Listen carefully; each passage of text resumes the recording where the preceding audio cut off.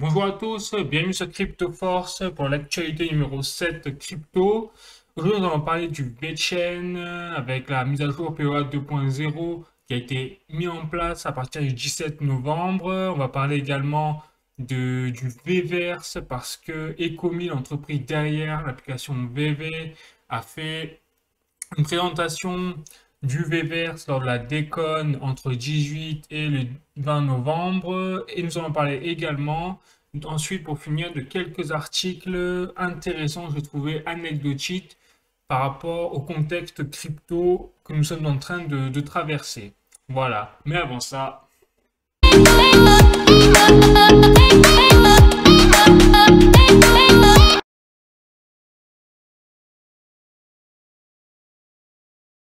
on va parler du VeChain avec la mise à jour POA 2.0 qui est un grand tournant, je dirais, dans le projet crypto que représente le VeChain.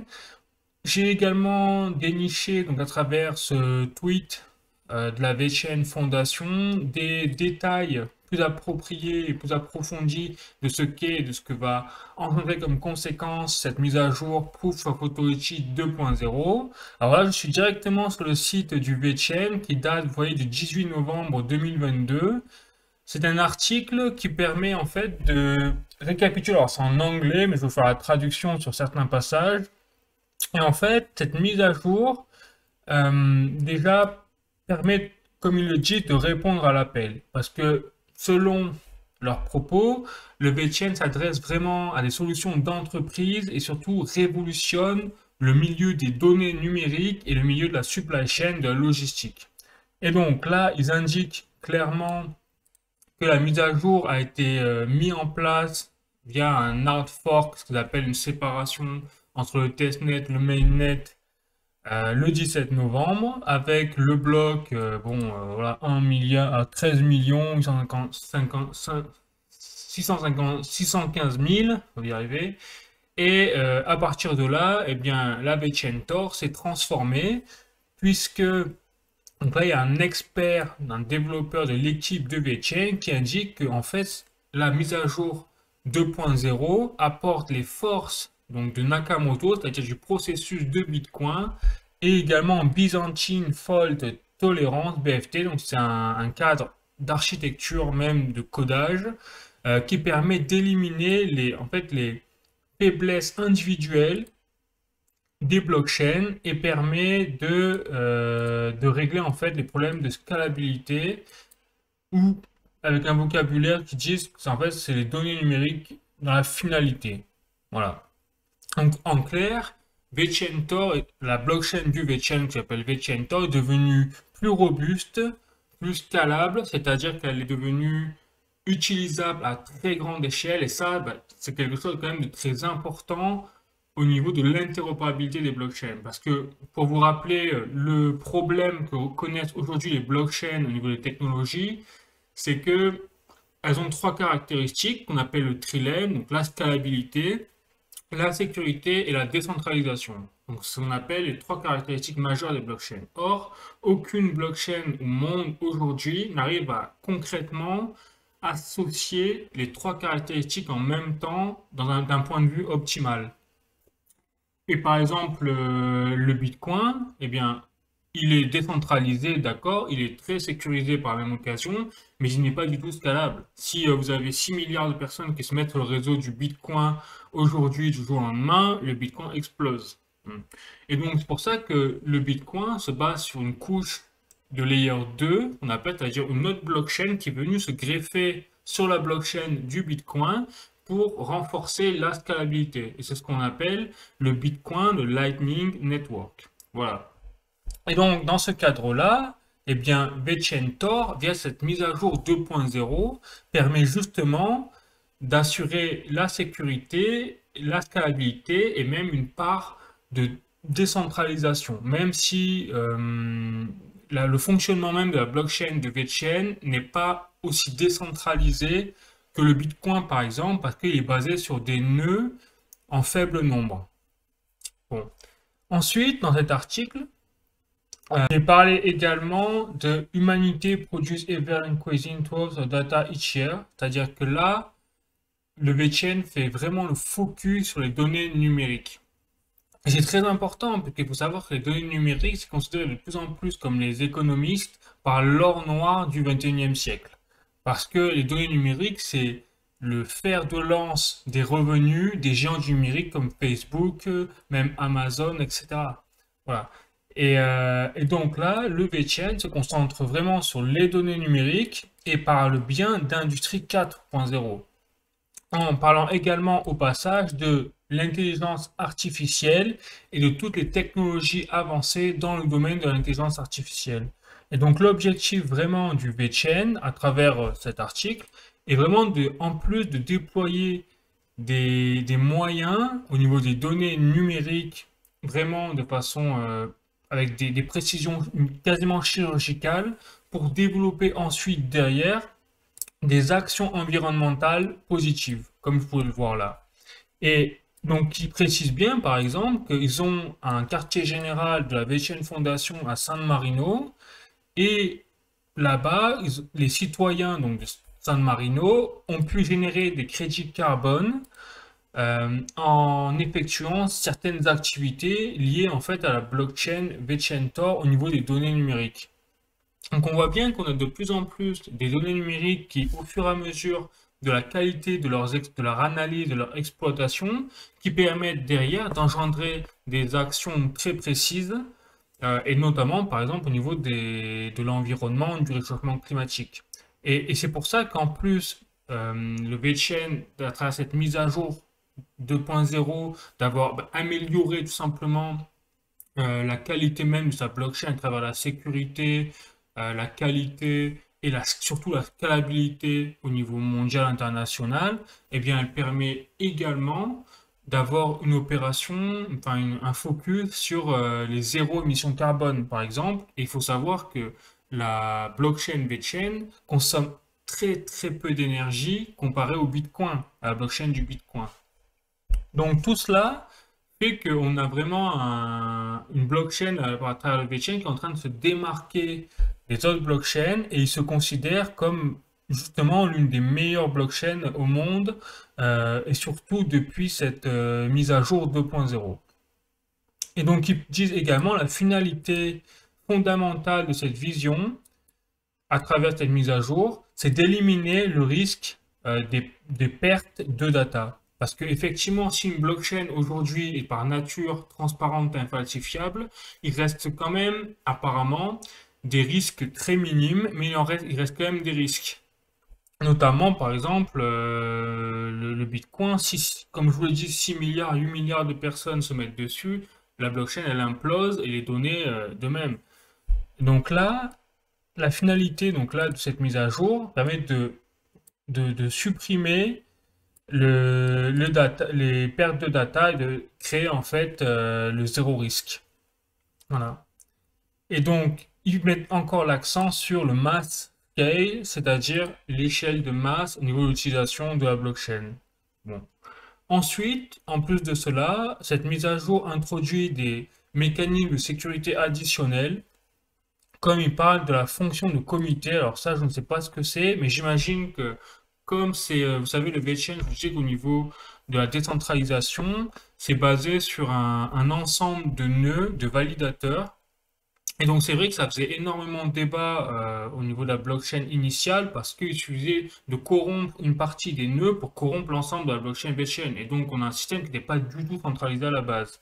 Or, aujourd'hui, il semble avoir réglé ces problèmes de sécurité en mettant en place ce qu'ils appellent la fonction committee, c'est-à-dire qu'il y aurait plusieurs euh, blocs producteurs qui produiraient en fait je traduis, hein, une couche supplémentaire de vérification. C'est-à-dire que en plus des vérifications des nœuds initiaux sur la blockchain VeChain, il y aurait en plus une couche numéro 2 qui viendrait s'ajouter pour faire une vérification en plus. Voilà. Bon, ce qui est noté. Et donc, l'architecture de la blockchain du VeChain Tor a été designée pour éliminer tous les risques en fait de justement de corruption et de perte de sécurité de la blockchain et même contre les risques d'interférence. Voilà, donc c'est ce que je vous dis.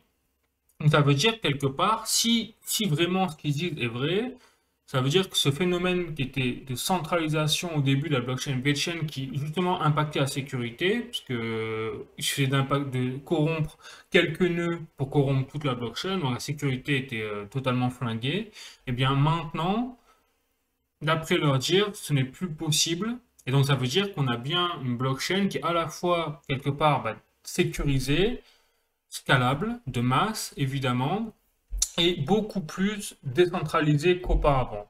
Voilà. Et donc, on approche clairement un peu de la blockchain qui rassemble les trois caractéristiques du trilemme. Mais je ne peux pas dire, enfin, c'est mon avis, que le blockchain est totalement enfin, que la blockchain Vicento réunit totalement les trois caractéristiques parce que j'ai encore des doutes au niveau juste de la décentralisation. Parce que, ok, ils ont peut-être enfin, ils ont résolu tous les problèmes de risque au niveau des nœuds validateurs, mais je crois qu'il y a quand même toujours le même nombre de nœuds, c'est-à-dire très peu.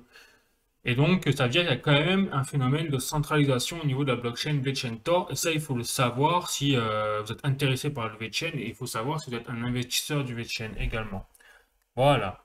Bon, mais écoutez, je crois que c'est tout pour la mise à jour Proof of Authority 2.0. Mais en tout cas, c'est une très bonne mise à jour pour le projet VeChain et surtout, évidemment, pour les investisseurs par la suite parce que là, c'est la porte ouverte pour eh bien 2023, peut-être pour que les entreprises adoptent encore plus massivement le VeChain au sein de leur écosystème interne économique, et comme le fait Walmart par exemple, qu'il a commencé à le mettre en place donc il y a 2 mois, et d'ailleurs depuis on a vu les volumes d'utilisation du VeChain totalement exploser.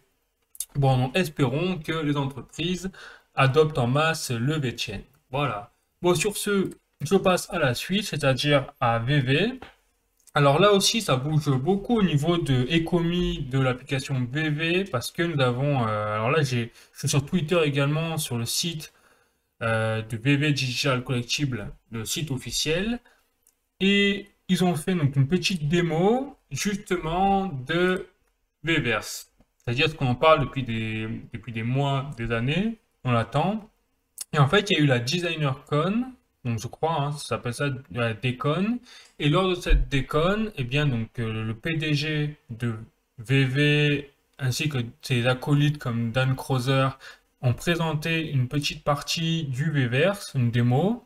Et dessus, comme vous pouvez le voir là, donc je vais mettre en grand, ils ont parlé de plusieurs choses. Donc déjà, ils ont parlé de l'aspect technique, donc les multiples supports peuvent être utilisés pour le VVR. Ils ont parlé du moteur du jeu, du streaming, enfin le cloud streaming, de la possibilité d'avoir des interactions sociales dans le VVerse. En fait, c'est même plus un métaverse, c'est un VVerse. Ils ont parlé du monde persistant, des avatars, des niveaux d'accès. Et bon là, donc toute cette partie-là, je ne veux absolument pas en parler parce que c'est du codage et j'ai rien compris. Mais à part si ce n'est la version, enfin l'AR, VR, c'est-à-dire la réalité virtuelle, bien évidemment. Mais le reste, on ne sait pas trop ce que c'est. Mon level détail, particulier système support, bon, voilà. Mais sinon, voilà, je vous mets en. Moi, c'est une vidéo, hein, donc ça, voilà, je l'avance un peu. Donc vous voyez, ah mince. Euh, Là, vous voyez, c'est Dan Crozer qui parle, c'est-à-dire le CTO, le directeur vraiment du développement technique de l'application VV, et donc on imagine très bien du Vverse. D'ailleurs, ils n'hésitent pas à dire que le Vverse va être awesome, c'est-à-dire super.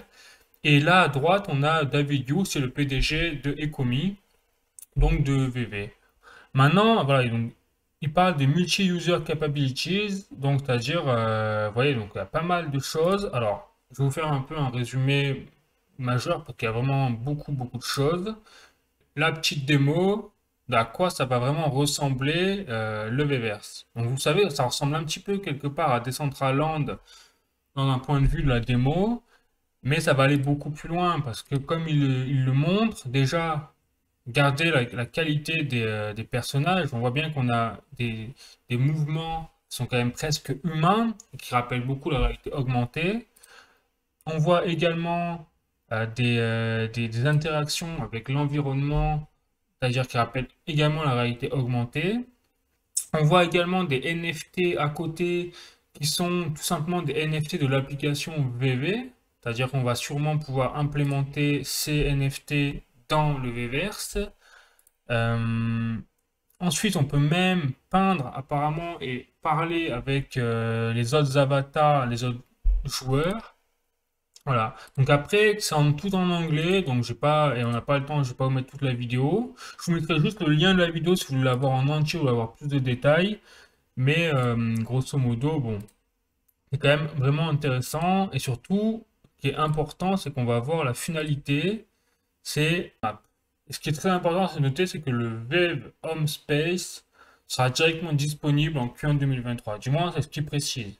Ensuite, la phase Q2, c'est-à-dire on imagine deuxième trimestre 2023, il y aura la VV City, les mondes brandis, c'est-à-dire les mondes qui appartiennent aux licences. Donc c'est quand même assez énorme. Et également en phase 3, on pourra customiser les avatars. Et en phase 4, il y aura la gamification. C'est-à-dire que fin d'année 2023, on peut espérer avoir des jeux dans le Vverse ou alors des jeux qui dépendent directement des NFT présents sur l'application VV. Donc là, c'est même pas une question de 5 ans, 10 ans, c'est une question d'une année si on suit leur planning. Voilà. Donc c'est quand même quelque chose de vraiment intéressant sur ce point-là. Un tweet de Sergi qui fait vraiment le résumé du Weverse, du live stream. C'est-à-dire que déjà, pour donner un exemple, il y a des NFT qui sont utilisables dans le Weverse, notamment par exemple la voiture volante, eh bien, elle sera utilisable, on pourra voler avec dans le Weverse, on pourra même l'utiliser dans des jeux. Ensuite, vous pourrez en fait directement, parce qu'il y a un espace au sein de l'application VV, vous pouvez voir tous vos collectibles, et bien vous pouvez inviter des gens à visiter vos collectibles dans votre showroom. C'est comme ça que ça s'appelle. Et à terme, on peut même imaginer peut-être qu'on pourra faire une entrée s'il y a énormément parce que c'est presque un musée, votre showroom, pour peut-être eh bien, faire louer l'entrée, le ticket de votre showroom. Ensuite, vous pourrez même mettre en place, et ça c'est extrêmement important, des NFT qui n'appartiennent pas à VV. Donc là, ça veut dire que c'est marrant parce que là, on voit un peu le même schéma que le VeChain d'un côté où il parle d'utilisation de masse et de scalabilité. Et bien là, on a un peu le même système avec l'application VV et surtout le Vverse puisqu'il parle en fait d'interopérabilité des NFT et il parle même en fait de transformer leur Vverse quelque part en quelque chose qui ressemble à OpenSea. Et on le voit bien, par exemple, c'est-à-dire qu'il y a des artistes indépendants qui pourront même créer et minter et vendre leurs NFT sur l'application VV et sur le Vverse. C'est exactement comme OpenSea. Donc là, on entre dans une catégorie poids lourd, mais de chez poids lourd. Et bien sûr, c'est pas fini, c'est-à-dire que vous pourrez également interagir comme dans Decentraland au final ou dans The Sandbox avec d'autres utilisateurs. Vous pourrez customiser votre avatar 3D, etc. Bon, après, donc ça, c'est rien de nouveau sous le soleil. Mais par contre, vous pourrez également dessiner et peindre un message et leur envoyer. C'est-à-dire que là, on aura peut-être vraiment l'aspect réalité virtuelle qui viendra se mettre au milieu du Vverse. Et donc, vous pourrez utiliser la réalité augmentée pour communiquer avec les autres avatars, donc les autres joueurs. Et enfin, très important, le Vverse will be supported donc, par multiple devices, c'est-à-dire que vous pourrez jouer, vous pourrez rentrer dans le Vverse à travers votre PC, mais également des casques virtuels et votre téléphone portable. C'est-à-dire qu'on imagine très bien que le Vverse, comme je vous l'ai montré, ressemblera comme Decentraland au niveau du PC, mais en même temps, on peut utiliser la réalité augmentée et vous pouvez rentrer dans le Vverse si vous avez un casque virtuel. Donc, on dirait que pour le début, ils prennent en face toutes les options et ils se basent également sur la technologie existante actuelle. Donc, c'est énorme parce que ça veut dire qu'au niveau stratégie, on voit bien qu'ils savent ce qu'ils font également. Et ils font peut-être pas comme Meta qui, eux, disent, nous, on fait juste un casque virtuel. Il faut un casque virtuel pour entrer dans Meta. Si vous ne pouvez pas rentrer, et bien, vous n'avez pas de casque, et bien tant pis, vous ne pouvez pas rentrer dans le métaverse, par exemple. Voilà. Donc là, ils prennent en plus en considération le marché actuel des NFT. Donc ça, c'est également intéressant à noter. Ensuite, là, également un autre point, donc sur la musique.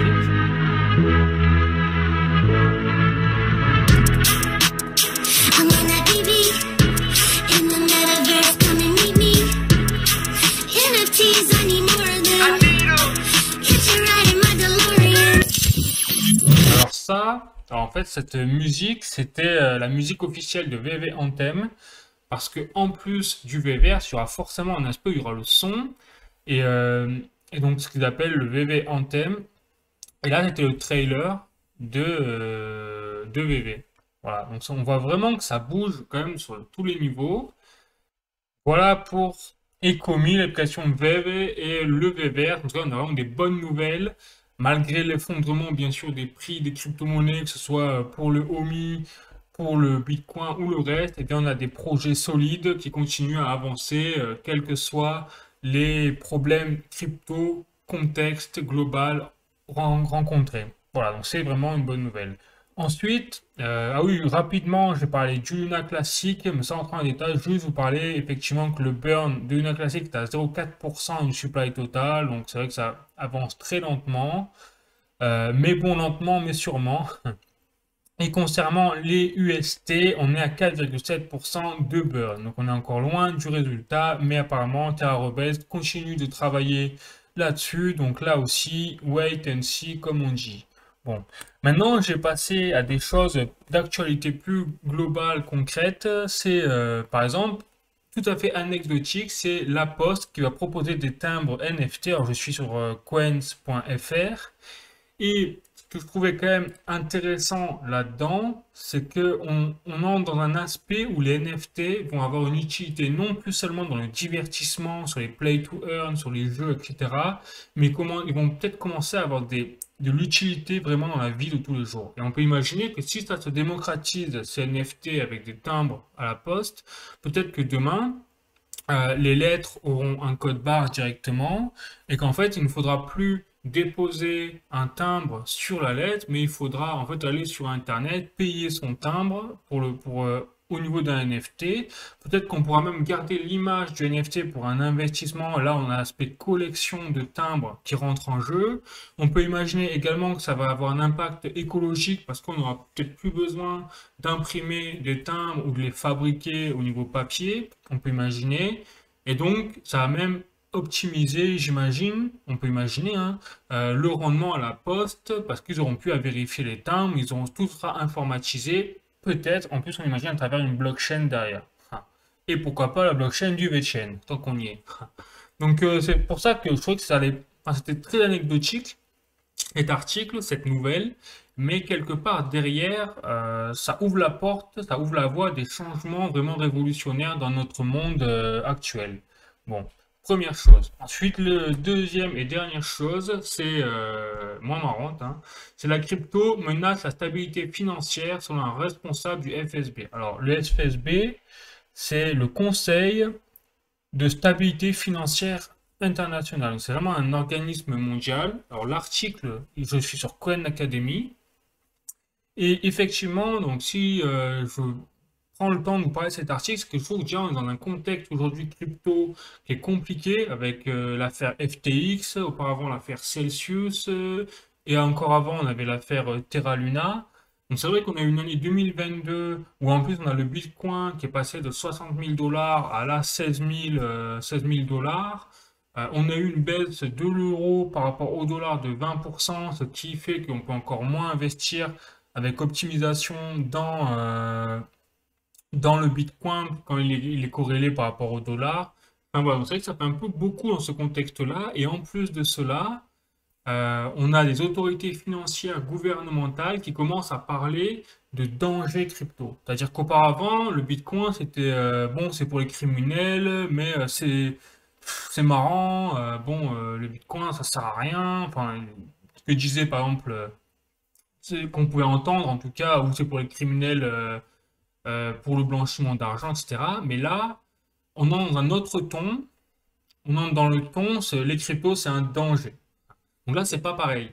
parce que un peu dans un contexte, on voit bien qu'on a une régulation qui est en train de sortir au niveau des crypto-monnaies, qui est notamment avec la loi MiCA-Tere qui va sortir pour 2024.